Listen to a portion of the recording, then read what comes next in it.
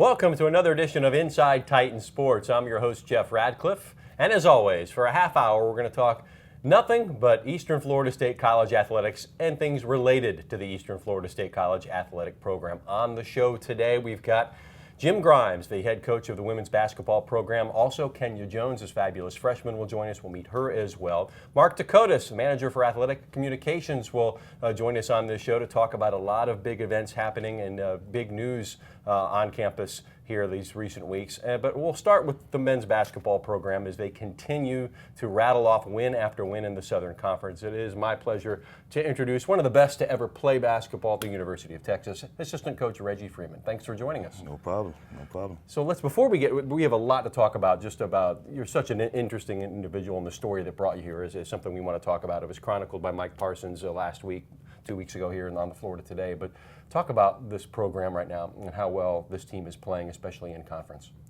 It's tremendous. They're playing so well. These kids are getting so much better from the time I stepped foot in the program until now. I mean, just it's so much. It's so different. These kids are put so much work in, and Coach Shulman is doing such an amazing job of getting these kids' head together. And I mean, they're playing so well together. I'm ecstatic. 9-0 in league play. It seems like now, I think, does that start creeping in that, hey, we can kind of run the table here? Is that even a thought right now with some of the kids? I would hope not. I mean, we take things game by game, play by play.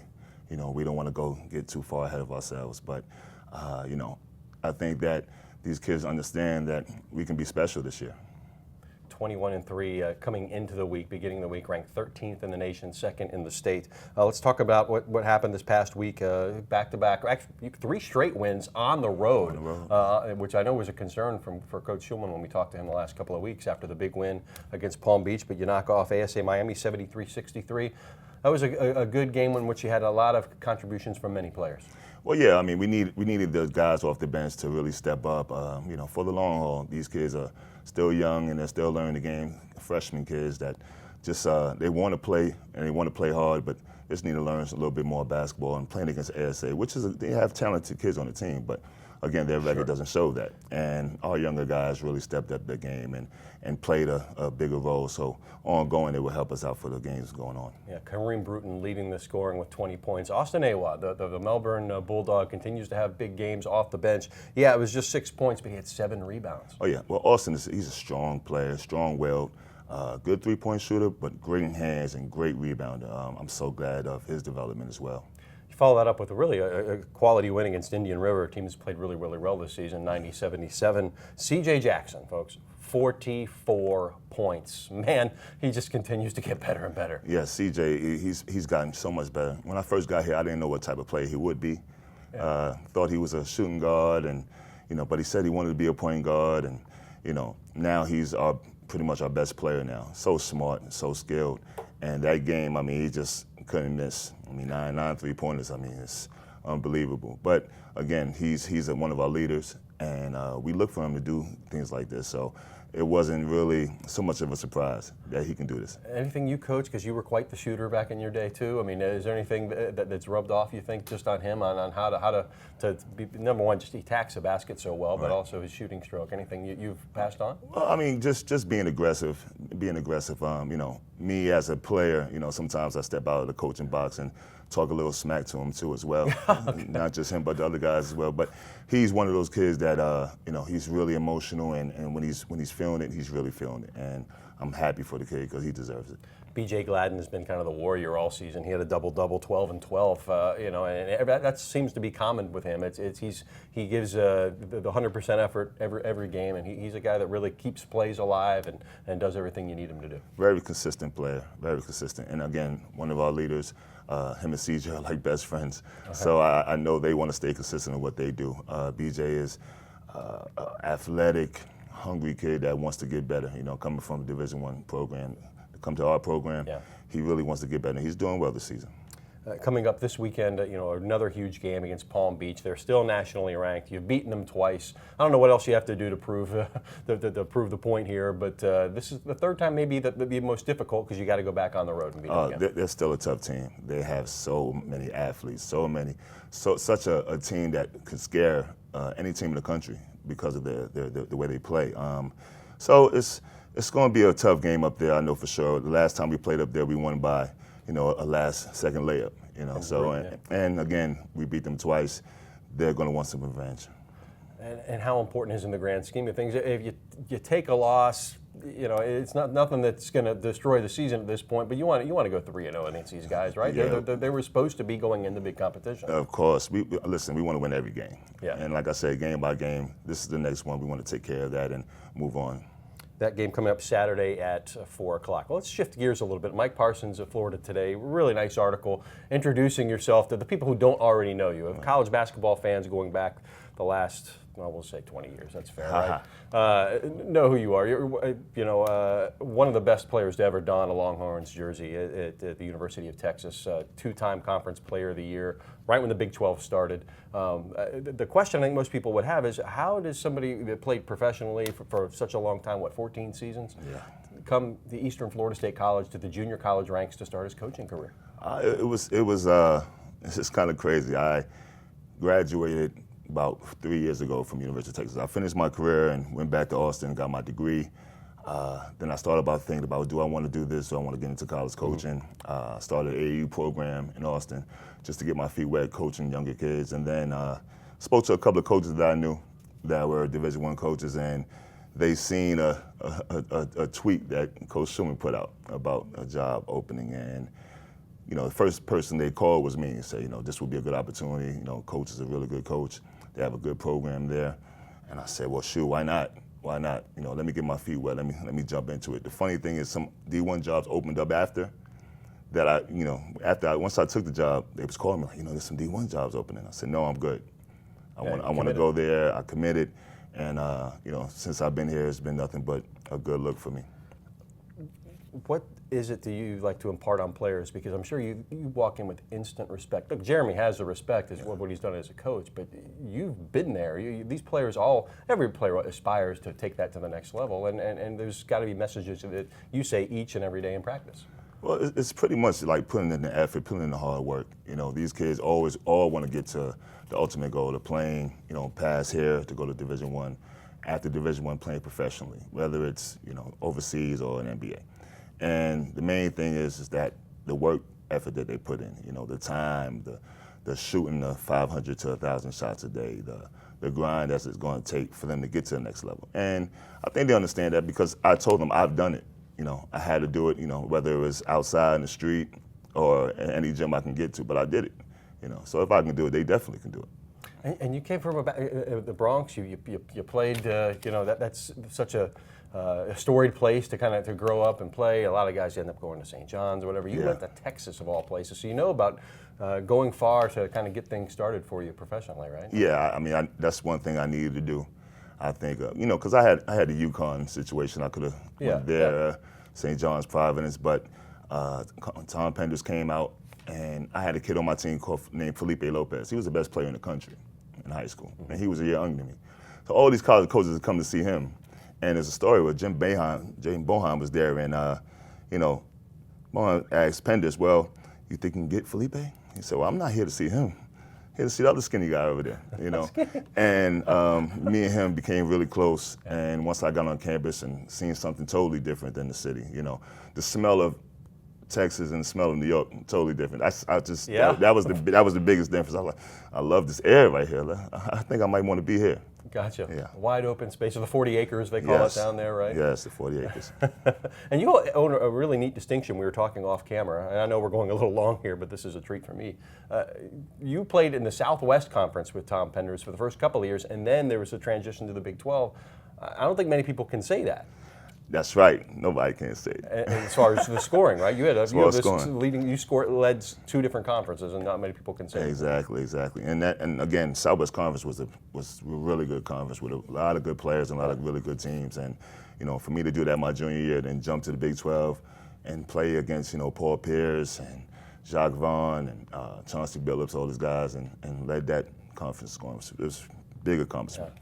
Well, Reggie, it's certainly a pleasure. We're so glad you're Definitely. here. I'm glad to finally talk to you. Hope we can talk to you again. And stay here as long as you want, but we certainly understand there's a big career ahead of you. There's a future coaching star here. Reggie Freeman, the assistant coach as of right now for the Eastern Florida State College Titans. And they continue under his direction and Jeremy Schulman's direction to continue to win game after game. When we come back, we'll shift gears. We'll bring in Jim Grimes and a special guest as we talk women's basketball Titan style here on Inside Titan Sports. Eastern Florida State College. This is where you discover new opportunities, where you pursue your dreams, and careers take flight. Apply now for new bachelor and associate degree programs in business, healthcare, computer technology, and other growing fields. Eastern Florida, where Titans rise. Apply today. Welcome back to Inside Titan Sports. I'm your host, Jeff Radcliffe. We now turn our attention to the women's basketball program, which continues to power through the Southern Conference, now 8-1 in league play. My pleasure to bring in Jim Grimes once again, and your fabulous freshman, Kenya Jones. Well, welcome to your first time here on TV. Nice to meet you. So let's talk about this last week. You did suffer the first loss against Miami-Dade. It's a refocuser, but then you come back, and as the girls always do, they able to take care of business and get a rebound and beat Palm Beach. Yeah, you know, we traveled to Miami-Dade last weekend, and that's always a very tough place to play. You know, as I've said before on the program, Coach Summons is, you know, she's one of the best coaches in the country, and you know, they have an awful lot of talent, and they played very well on Saturday. We didn't play our best, and you know, we came up just 4 points short. You know, we had our chances at the end, but we took the loss. But I think we learned a lot on last Saturday, and obviously we were able to take that forward moving into Palm Beach game. Palm Beach, a game, and it's weird you're going to be playing them. You were talking off camera, they're kind of a quirk in the schedule because that game's coming up. But how important and what was that game like? Coming back after that loss, I'm sure it did really refocus you guys. Yeah, it was a learning experience, and we were pretty excited to go out and get that game because everyone was kind of down because of the game that we had, but everything happens for a reason, so there was no reason for everyone to be down. It was a new day, new game, and we just had to go and bring our game. We've talked, Coach, about the contributions of, you play everybody. This is kind of how it works with you. And now Kenya is making these big contributions off the bench, had 10 points this past game. How important is it now as you develop, and we've talked about this before, about developing that depth as you get in that stretch run, and it's got to be really pleasing to you to see everybody contribute. Yeah, Kenya has worked really, really hard ever since she arrived here. And she arrived here last summer, so she's been here quite a while. And she's been everything that I thought she'd be when we recruited her, out of the Chicago area.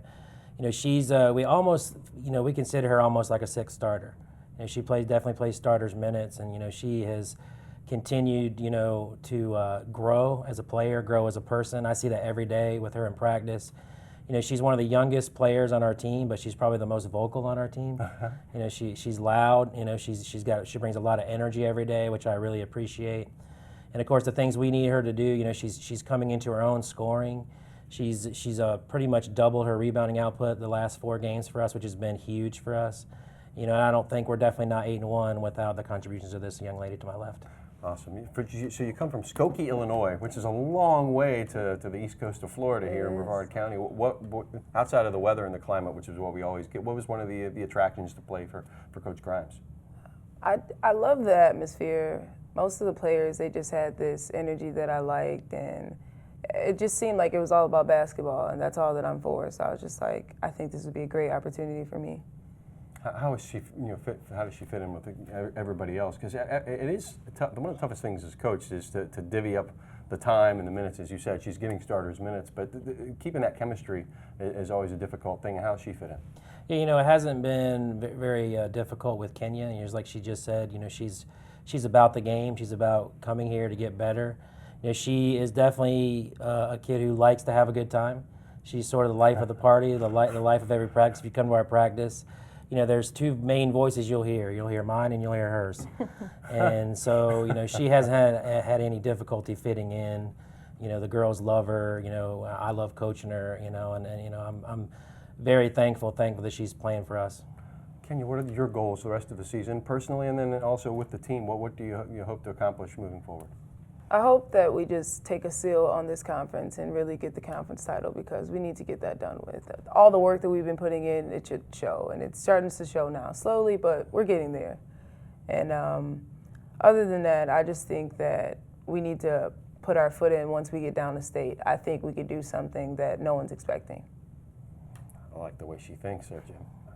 Let's talk a little bit about what's coming up. You just played Palm Beach, you just beat Palm Beach, and let's go play them again. Is that an advantage or a disadvantage? You know, I'm not really sure. I guess we'll find out this weekend. I know it's tough to beat anyone 3 times, and so I think it's definitely tough to beat someone twice in the span of 6 days. You know, Coach Rufo is an unbelievable coach. I think, you know, the Southern Conference has some of the best coaches in the country. And, you know, she'll have them ready to play. She's it's a quick turnaround for both of us. So it'll be a very interesting matchup, you know, this weekend. I'm just curious, on the roster, is there a certain player that maybe you've really become good friends with, or maybe you've learned from, maybe some of the upperclassmen at all? Some of the upperclassmen that I've learned from, Chelsea Long, she's a very inspirational person to me. She does it silently, but she does it. And it's just like, I watch her and I'm just like, I need to be that, because she gets after it. When it comes to working hard, that's all her. I just love it. It's just in and out. And someone else that does that is Paula Vasquez. Yes. She's one of the sophomores. She's very quirky and funny, and she's just like me, but she's just not as loud as I am. But everything that she's for, I love it. I love her energy. She knows so much about the game. It's unbelievable. And I look up to people like that. Like, it's just, I love it. Same as for Emma Grimes and Nene and Crystal. And I think it's a common thread. Every one of your players that we talk to each week, it is the camaraderie on that team that's really kind of the straw that stirs the drink, really. Yeah, you know, that's really important. You know, like you said, it's a challenge for any team to kind of come together. You're bringing in a lot of different type of personalities, people from different parts of the country, in different parts of the world sometimes, you know, and you know, people like Kenya, you know, and the kids she mentioned, our sophomores, you know, they've made it, you know, pretty smooth transition. You know, just like any group coming together, we had our challenges early, but I think just like Kenya just said, you know, we're starting to come into our own, both on and off the court, you know, and I'm excited for how the season's going to finish. I know the Miami-Dade loss might be a little sour because it was the first one, but here's the good news. Here next week, you're on TV at home against them to I guess, get vengeance, if that is, maybe that's an overused word in sports, but that's got to be, you know, nice that you get to go back out there and get them again. Oh yeah, I'm excited. I'm very excited. I think the team's excited too. We're going to be working hard in practice and do what we have to do to get this game and make a seal on it, because that game, we lost it, but hey, it's not the end of the world. We're going to get it back and do what we have to do. TV, is that a carrot out there, you think? Do you sell that a little bit to, hey, this is, or does that make you nervous? Because, you know, sometimes that changes a player's thought a little bit. You know, we don't talk a lot about it. You know, I feel like our team's gonna, you know, do what we do. You know, there's things that we emphasize in practice, and there's things we're very good at. And you know, I think, you know, the TV or the part of it's nice, and it's really an honor. We enjoy doing it, and I think it's great for recruiting and for the kids to have their parents be able to watch them if they can't get to the game. But as far as how it affects our team, I don't think it will.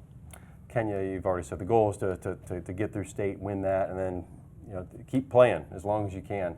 To achieve those goals, what is the next step you need to take? Or you feel you're already there and we just need to perfect what we're doing?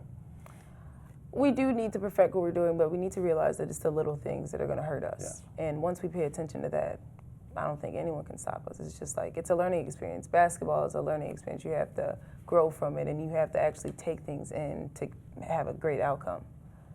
Well, Kenya Jones, pleasure meeting you. Thank you. Good luck this week, and Coach Grimes, we'll talk to you down the line, of course, continued success, and look forward to calling the game here next Saturday on WEFS as the Titans take on Miami-Dade. When we come back, we'll chat with Mark Dakotas, the manager for athletic communications. There's a whole lot of things going on campus, in and around the athletic program at Eastern Florida State College. We'll talk about all of it with Mark when we come back on Inside Titan Sports.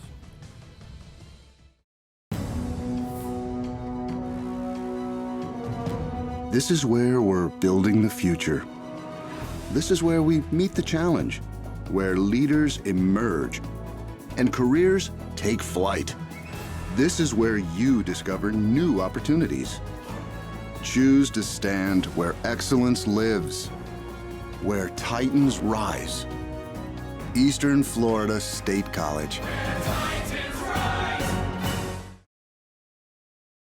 Welcome back to Inside Titan Sports. I'm Jeff Radcliffe, and for our final segment a bit of a catch-all, if you will, as we bring in the manager of athletic communications, Mark Gee, Kokonis. thanks. Well, you're the man to go to. Sure. You know everything. He runs the website, which we're going to be talking about, which has made some big changes here. I guess the big news, OCB, Orlando City's USL team. The USL comes out with a schedule. We get the OCB schedule, and it's going to be a really, really good schedule as it opens up on the 26th. Right, 15 home games, and all but 2 are Saturday or Sunday, all starting at 7:30. The complete schedule and ticket information is available on the Orlando City website. It's orlandocitysc.com/OCB/tickets. We're very, very excited about this. And as we were talking off camera, it's not only us, but it's the entire county, which is really getting Orlando City fever. And the fact that OCB will be here with that top level of athlete is just thrilling. As we taped this earlier in the week, the big club, OCB, Orlando City and OCB, actually training at the Titan Soccer Complex this week, which is big news. Not a very big public information thing there, but already getting used to the digs there at that fine facility. I think another thing to point out is if you are a season ticket holder for Orlando City as well, there's like one game that's an actual conflict with OCB. So if you like soccer, you can go back and forth down the 528, see all of it that you want. Orlando City has structured the ticket sales so that if you buy season tickets for OCB, there's an Orlando City game included, if I'm correct. The full information is available on the website, the full schedule, the full prices for season tickets. Single game tickets aren't on sale yet, but I would assume and I would hope that there won't be a lot available. No. They'll seat 3,500 with temporary seating that they'll add in the coming weeks, and I would expect that it's going to be quite the atmosphere. Professional soccer under the lights in Melbourne, with everything that goes with it. The Harbor City Hooligans in the South End Zone, the concession stands, the souvenir tents, the whole. It's truly going to be an event. And they're going to open it up against Wilmington, one of the big rivals they had. But they took the one-year hiatus from USL because they jumped up to MLS, but now they're back in it. So the fans from Orlando City that remember those days will remember Wilmington very well. And also 4 games against MLS-owned and operated clubs. A lot to look forward to. Some new teams like Bethlehem and Cincinnati as well, which will be neat. So looking forward to that as OCB gets set to get underway. Before you know it, there will be a lot of purple here on campus to go with the green and blue. Speaking of the green and blue, Titans athletic site has changed. Yes. EFSC Titans, and man, is it a different look. Yeah, we talked off camera, you said, why change something that was good? And, well, we changed because this is so much better. Through the hard work of Catherine Harwood, who runs our website, along with Sam Hensler, the people at Presto, Ryan Keel, our associate athletic director, the site is gorgeous. And it allows us to do so much more. We can integrate our video in a much more prominent place on the website. It's structured so now when coaches enter rosters and game statistics, it flows right into the website. When we publish a game story, if the stats are there, the stats appear right with the story. And it fully integrates with all our social media, Facebook, Twitter, Instagram. It's all there. And it's a simpler process than the other process was, and it puts us on par now with a lot of the other schools in the Florida College System Activities Association, which also have Presto sites. I felt you already had the best website in the Southern Conference thank you. In Florida to begin with, and that goes out to a lot of the work you do. We've seen some screenshots here. What is the benefit, I guess, to the fans that they get on? I know it's obviously going to be easier for the staff and the coaches. Well, it's easier for the fans because the site's much easier to navigate. Okay. And when you're looking for live coverage of basketball or soccer or baseball or volleyball, it's right there. The statistics, which, as you and I both know, sports lives and dies on statistics. It's all right there, and especially on a junior college website, which is going to be heavily accessed by coaches from the 4-year schools who are going to be looking for statistics. Now they don't have to go to the NJCAA website. They just come to our website. Everything is right there. And as I said, the social media, There's a social media mashup button. So if you click on that, then you'll see the Facebook stuff, you'll see the Twitter stuff. So it's a much more friendly and interactive site that we really needed to get done, because that's the direction everything is going. Yeah. And I think this really fills the bill. It makes it easier on the broadcasters as well. I like that. Hey, golf season just about to get underway. Right. We got the Titan Winter Invitational coming up next week. Yeah, Monday and Tuesday at the Suntree Challenge course, right behind here, right behind where we're taping this. Shotgun starts on Monday and Tuesday. 15 teams, 75 players, and this kicks off our bid to make our 14th straight appearance in the national tournament. This is the Coach first. Howell. Yeah, right. The legend. And the mustache lives for now. We hope not. And as a reminder, we're hosting the National Golf Tournament at Yes. Duran in May. So this is our final spring sport gets going, and spectators are always welcome to follow the golf team on the course. And we hope Jamie Howell doesn't have a mustache, because we hope the Titans win the national championship. Appreciate the update, Mark, as always. We'll talk again down the line, and that's all the time we have. So for Mark Dakotas and for Coach Grimes and Kenya Jones, and also Reggie Freeman, a very special guest here today, I'm Jeff Radcliffe saying so long and go Titans.